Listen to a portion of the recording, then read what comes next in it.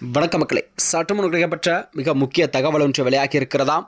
கூட்டணிக்கு நீங்க தானே தலைமையா, அப்போ செலவையெல்லாம் நீங்க தான் ஏற்கனும். பொது குண்டை போட்ட பாஜக அதிர்ச்சியில் எடப்பாடி பழனிசாமி. வாங்க வீடியோவை மூலமாக காணலாம்.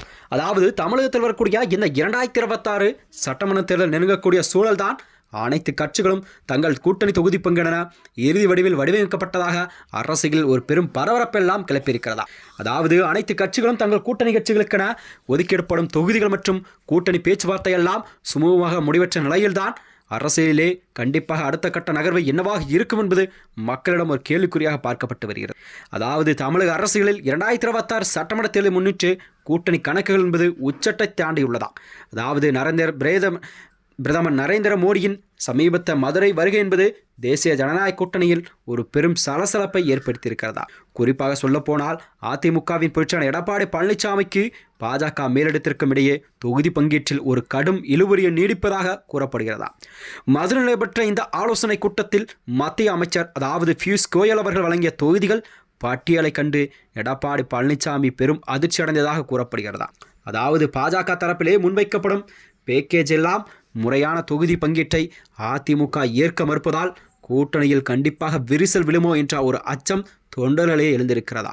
பாஜக இந்த முறை தமிழகத்தில் தனது பிடியை வலுவாக துடிக்கிறது. கடந்த 2024 நாடாளுமன்ற தேர்தலிலே 11.7% வாக்குகளை பெற்று சுட்டிக்காட்டியது. அது மட்டுமின்றி சுமார் 35 தொகுதிகளை தங்களுக்கு கண்டிப்பாக நீங்கள் ஒதுக்க வேண்டும் என்று ஒரு டிமாண்டே வைக்கிறதா.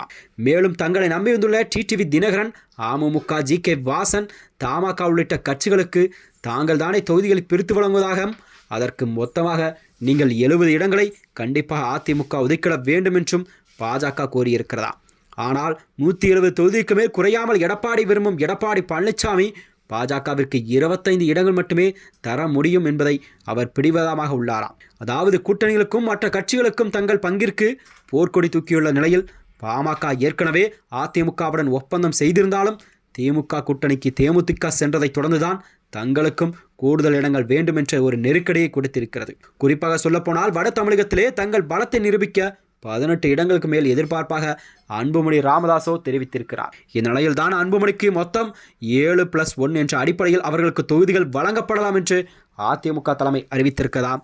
அதேபோல் அமமுகவின் பொதுச்செயலாளர் டிடிவி தினகரன் கடந்த தேர்தலில் அதிமுகவின் தோல்விக்கு தாங்களே காரணமாக இருந்ததை சுட்டிக்காட்டி ஒரு கௌரவமான எண்ணிக்கையில் இடங்களை கேட்கிறார்.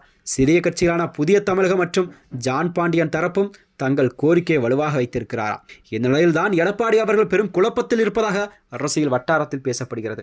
ஏனென்றால் அதிமுகவுடன் கூட்டணி வைத்துள்ள கட்சிகளுக்கெல்லாம் எந்த தொகுதிகள் எத்தனை தொகுதிகள் ஒதுக்கப்பட வேண்டும் என்ற மனநிலையில் தான் எடப்பாடியின் அடுத்த கட்ட நகர்வு இருக்கும். அவர் எவ்வாறு எந்தெந்த கட்சிகளுக்கு ஒதுக்கப்படுவார் என்ற நிலையில் தான் பார்க்கப்பட்டு வருகிறதா. மேலும் வருகின்ற 2026 சட்டமன்ற தேர்தல் என்பது கண்டிப்பாக அதிமுக பாஜக கூட்டணி என்பது கண்டிப்பாக தமிழகத்தில் ஒரு வலுவான கூட்டணியாக பார்க்கப்படும் நிலை உருவாகி இருக்கிறதா.